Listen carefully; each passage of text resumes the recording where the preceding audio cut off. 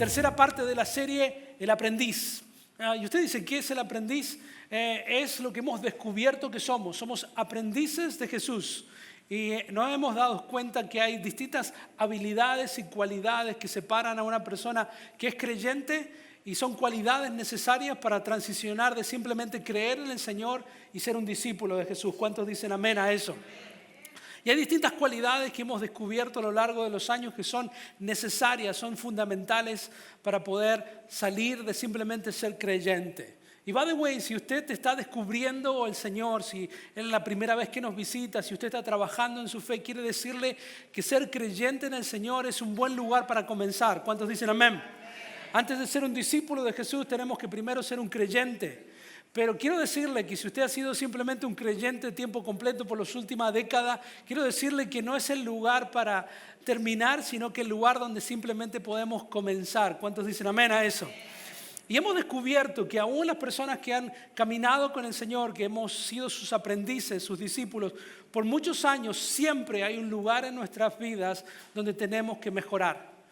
Lo mismo le pasó al joven rico que fue siguiendo a Jesús y cuando Jesús le preguntó una serie de cosas, rápidamente Jesús descubrió un área de su vida que todavía no había entregado o se había sometido por completo a Jesús.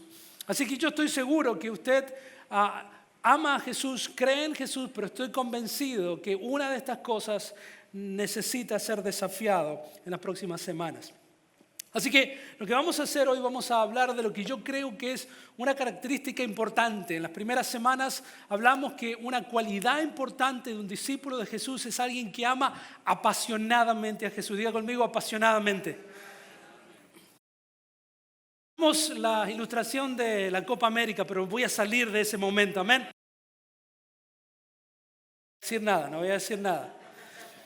La segunda cualidad que un discípulo de Jesús no es tan solo que tenemos que estar apasionados por Jesús, sino que tenemos que hacer algo muy importante. Tenemos que amar a los demás. Es una segunda característica importante de un hijo de Dios. Pero hoy quiero hablar acerca de otra cualidad, que si usted logra esa cualidad va a hacer que el resto de las cualidades que necesitamos sean muchísimo más fáciles de emular.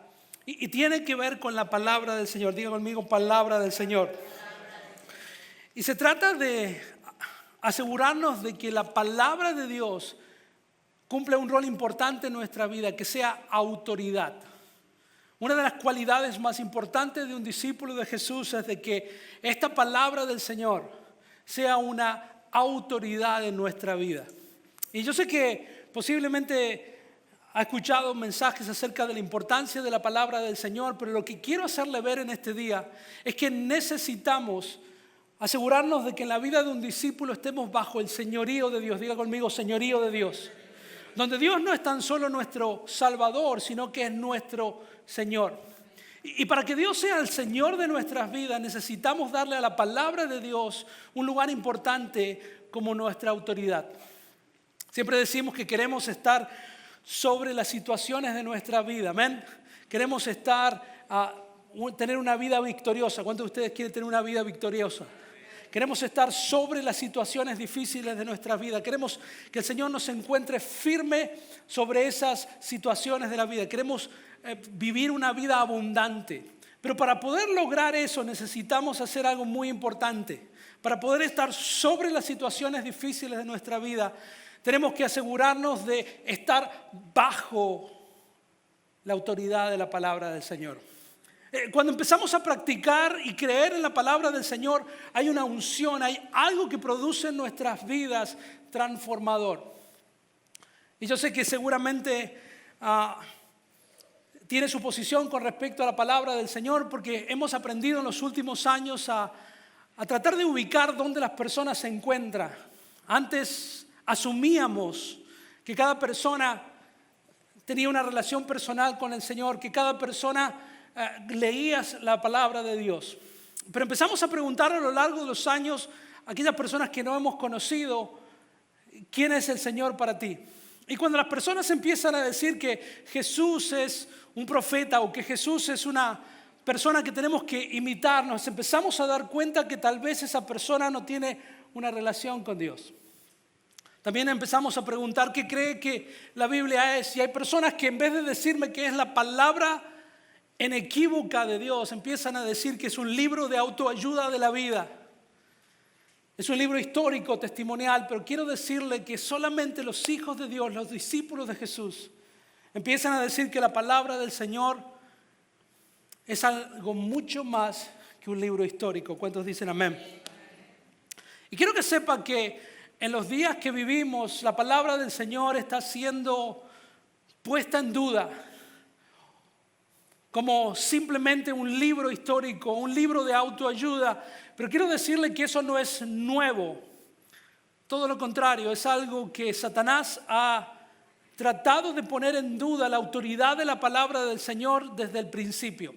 En Génesis capítulo 3, versículo 1, vemos a Adán y Eva interactuar con la serpiente, diciendo lo siguiente: la serpiente, que representa a Satanás, dice que la serpiente era más astuta que todos los animales del campo que Dios, el Señor, había hecho. Así que le preguntó a la mujer: ¿es verdad que Dios le dijo que no comieran del fruto del árbol del jardín? La mujer le respondió a la serpiente diciéndole lo siguiente: podemos comer del fruto de los árboles del jardín, pero el fruto del árbol que está en medio del jardín, dijo Dios, no comerán de él, ni lo tocarán, porque si lo hacen, ¿qué dice la palabra? Morirán. Y mire la serpiente, mire la astucia de la serpiente.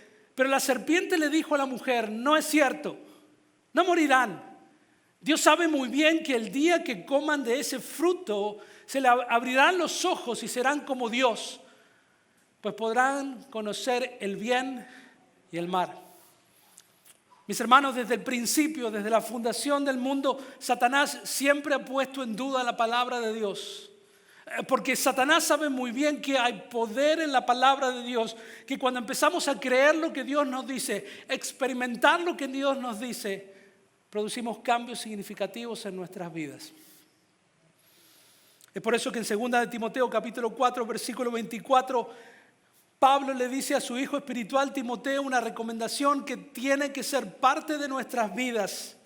Pablo le dice a Timoteo: predica, dígalo conmigo, predica la palabra, persiste en hacerlo, no sea oportuno, corrige, reprende, anima con mucha paciencia, sin dejar de ¿qué cosa?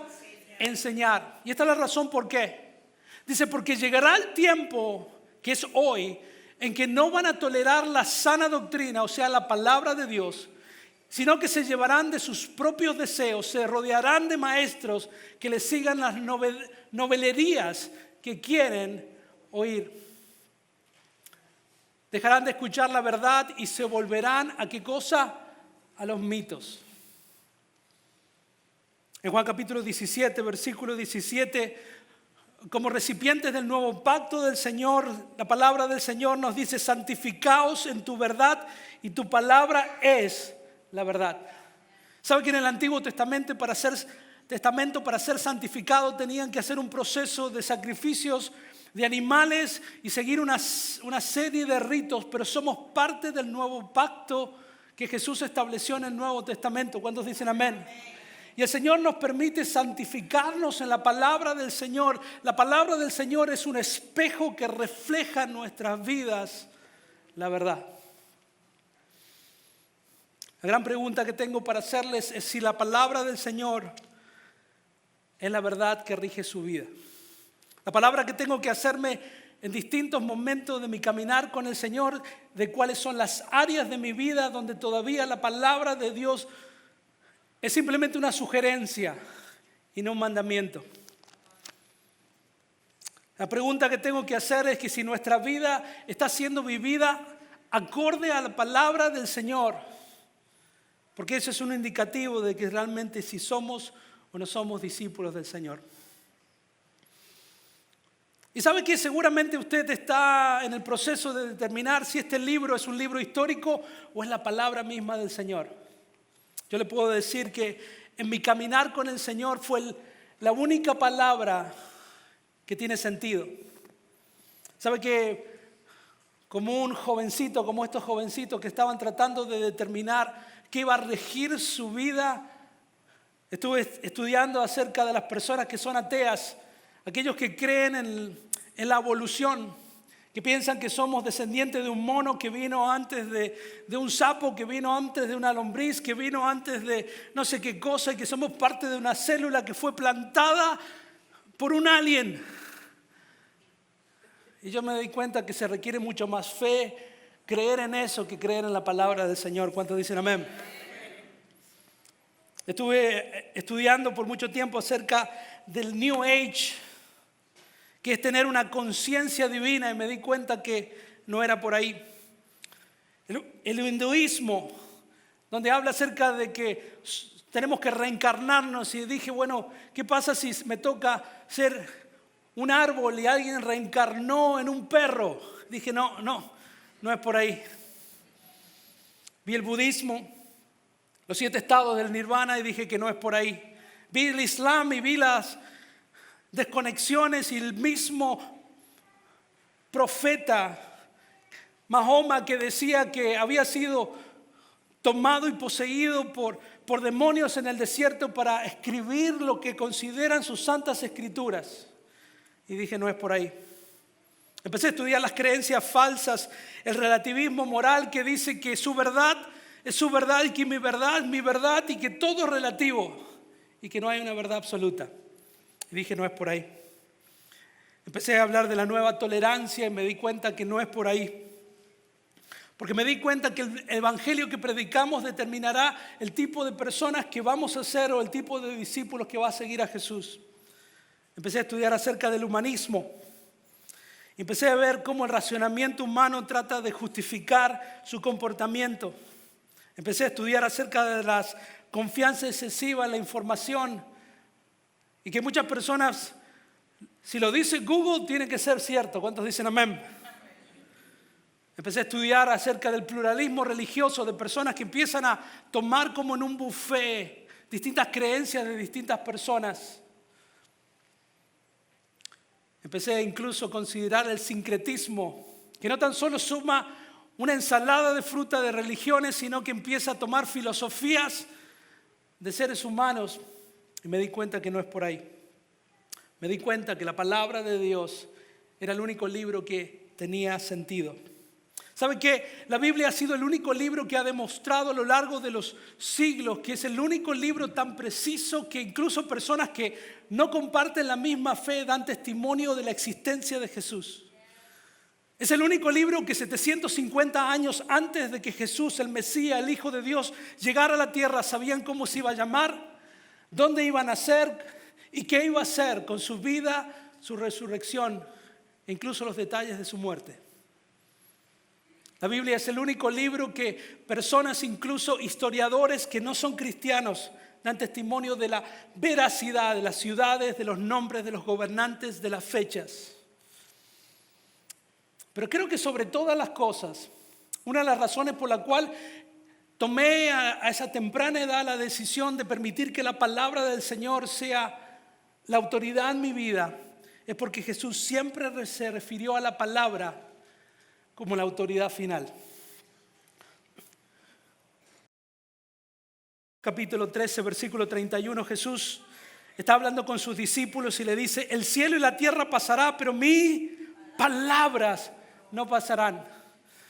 Jesús estaba con sus discípulos cuando estaban maravillados del templo, de la construcción.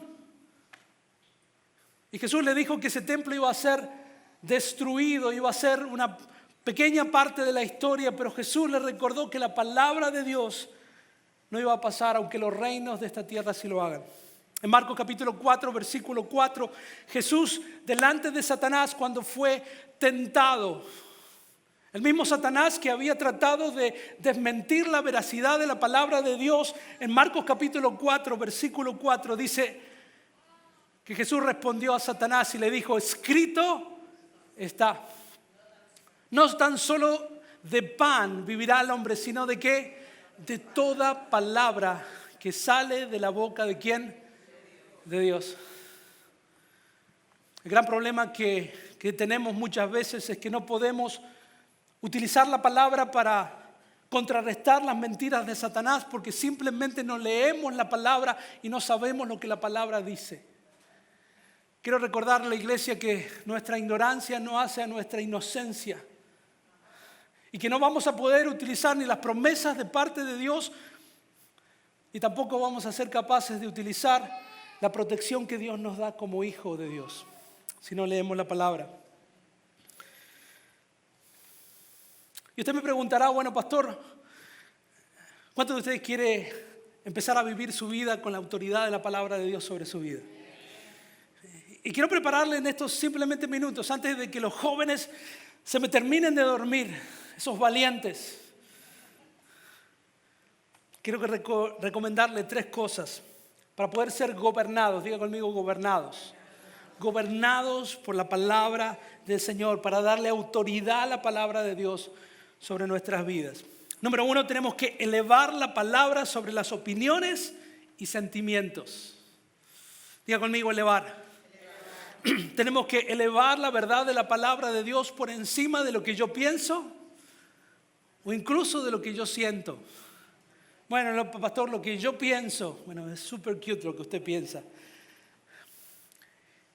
¿Sabe qué? ¿Cuántas veces he escuchado, bueno, pastor, lo que pasa es que Dios me dijo? ¿He escuchado eso? ¿Ha dicho eso? ¿Dios me dijo? ¿Sabe que el Dios me dijo no puede estar por encima de escrito está? Hay muchas personas que dicen, bueno, pero lo que pasa, pastor, es que Dios me dijo que tengo que dejar a esta mujer y cambiar una de 50 por 2 de 25. Dios me dijo. No, pero y es difícil de probar lo que Dios le dijo, ¿no? Pero lo que Dios le dijo no puede estar en contra de lo que escrito está. Mi hermano, la palabra del Señor tiene que estar por encima de sus sentimientos, incluso por encima de sus opiniones o sabidurías.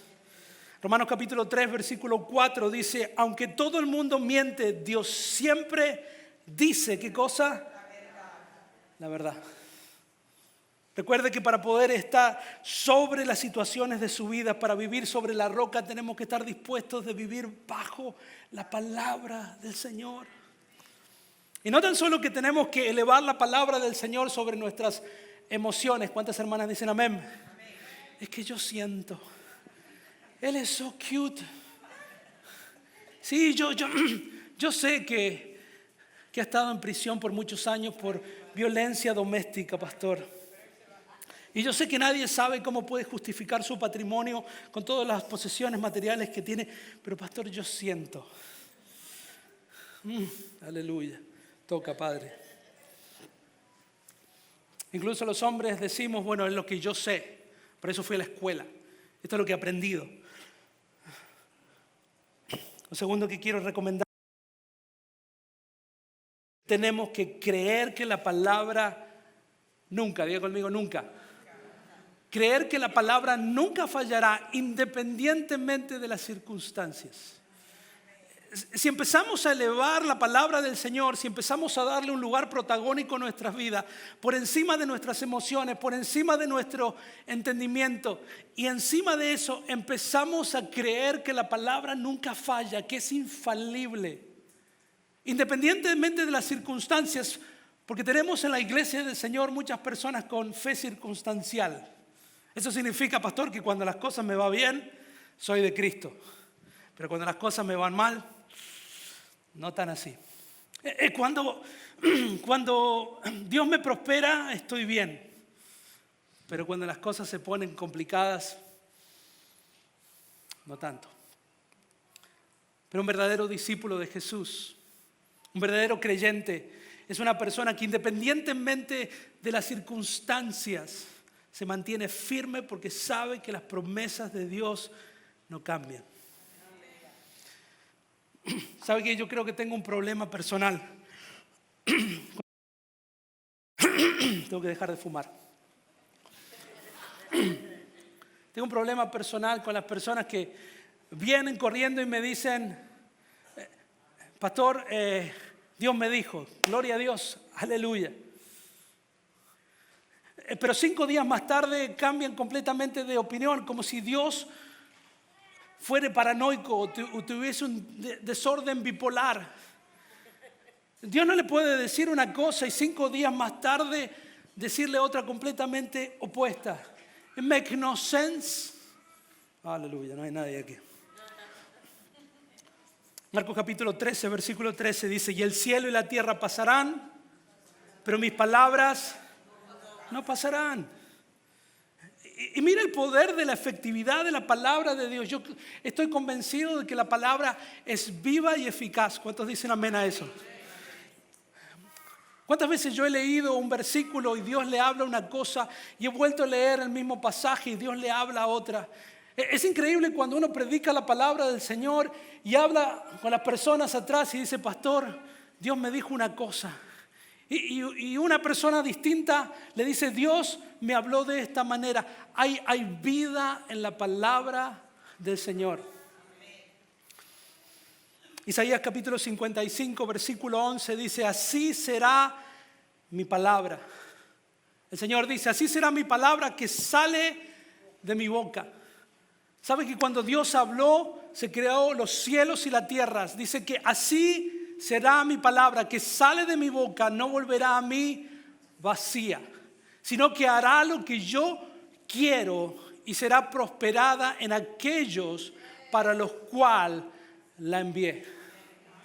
Hay poder en la palabra de Dios. ¿Sabe que cuando empezamos a creer, a vivir, a experimentar la palabra del Señor, cuando le empezamos a dar ese lugar de autoridad sobre nuestras vidas, hay algo en nosotros que empieza a cambiar? No quiero espiritualizar el momento, pero hay una unción especial que sucede, hay algo que se desata en la vida de un creyente que nos transforma en discípulos cuando empezamos a creer la palabra de Dios. Y por último, algo que transforma a un creyente en un discípulo es cuando decidimos pasar de solo oír la palabra de Dios a obedecer la palabra de Dios. Una de las primeras cosas que hablamos al principio de esta serie es una de las características de las creyentes comparado con una de las características de un discípulo. Un creyente religiosamente viene a la iglesia para escuchar la palabra de Dios, para ver aquellas cosas y escuchar aquellas cosas que tal vez nunca ha oído, pero un discípulo de Jesús viene con la intención de no tan solo escuchar la palabra de Dios, sino empezar a actuar en la palabra de Dios. Quiero cerrar con este versículo. Le pido que se ponga de pie. En Santiago capítulo 1,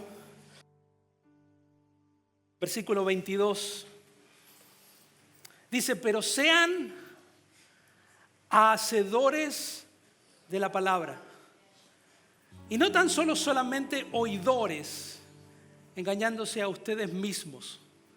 Porque si alguno es oidor de la palabra, pero no hacedor de ella, ese es semejante al hombre que considera en un espejo su rostro natural, pero porque él se considera a sí mismo y se va y luego olvida cómo era.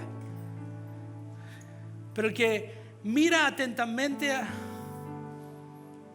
en la perfecta ley de la libertad y persevera en ella, no siendo oidor olvidadizo, sino hacedor de las obras, este será bienaventurado en lo que hace. Iglesia, la palabra del Señor es un espejo. Un espejo que refleja quiénes somos y lo contrasta constantemente con Jesús.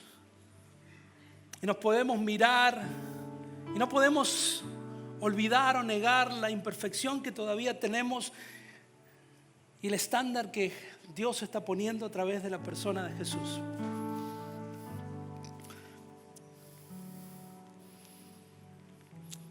A finales del año 90, en un campamento parecido a los muchachos, tuve la posibilidad de ir uno de los jovencitos que estaba recién saliendo con su prometida. En esa época no teníamos ni mensajes de textos, ni video chat, solamente teníamos cartas. ¿Se acuerda de esa? Y la mejor manera de conquistar a alguien o comunicar nuestro amor de un estado a otro, de un país a otro, era escribiendo una carta. Y yo sé que algunos de ustedes incluso han pagado amigos, poetas, para escribir una carta de amor a la chica que siempre le gustó. Y uno de los trucos que teníamos era tratar de escribir de la mejor manera posible nuestras emociones y nuestro cariño a la persona que amábamos. Los profesionales como nosotros incluso llevábamos la puesta en escena a un nivel más alto y agarrábamos un perfume, aunque sea barato, y lo llenábamos de perfume en el pañuelo y lo metíamos en el sobre por un día o dos. ¿Para qué? Para que nuestro amado o nuestra amada pudiese leer esa carta y poder sentir el aroma de su querido novio, prometida. ¿Se acuerda de alguno de ustedes? Y resulta que en ese campamento había este pastor que estaba viendo a su hijo que había recibido una carta de su prometida que no había podido ir. Y dice que cuando abrió ese sobre se sintió el perfume en el salón. Y que este jovencito se escondía cada vez que podía en cada break para leer una y otra vez la carta de su amada. Y dice que el Espíritu Santo de Dios habló a este líder, a este pastor. Y dice que se fue corriendo a su propia habitación, agarró la palabra de Dios, se hincó en el piso, la puso sobre su cama y recordó que la Biblia no es nada más ni nada menos que cartas de amor del Padre a cada uno de nosotros, sus hijos.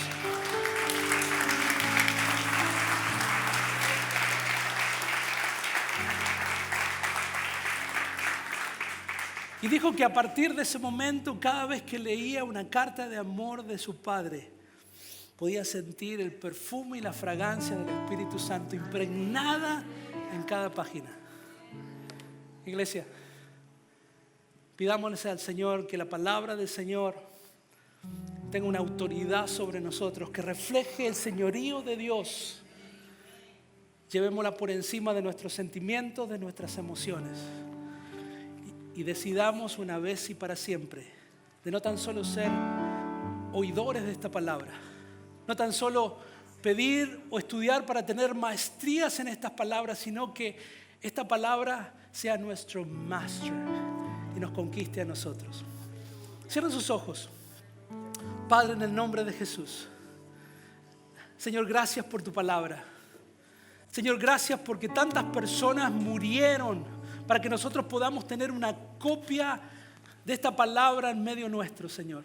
Padre, yo te pido en el nombre de Jesús, Señor, que podamos valorar el sacrificio de tantas personas, Señor, que dieron su vida para que nosotros podamos tener una copia. Señor, sabiendo que años atrás había personas en China que podían compartir pedazos de la palabra y dársela los unos a los otros para poder leerla y poder intercambiar esas páginas para poder leer esas cartas de amor escritas a tus hijos. Padre, yo te pido que podamos tener una apreciación, un amor profundo por la palabra y que no nos conformemos más en simplemente escucharla, sino que estemos dispuestos a vivirla para que puedas derramar sobre nosotros una unción especial que nos transforme de un simple creyente a un gran discípulo. En el nombre de Jesús. Amén y amén.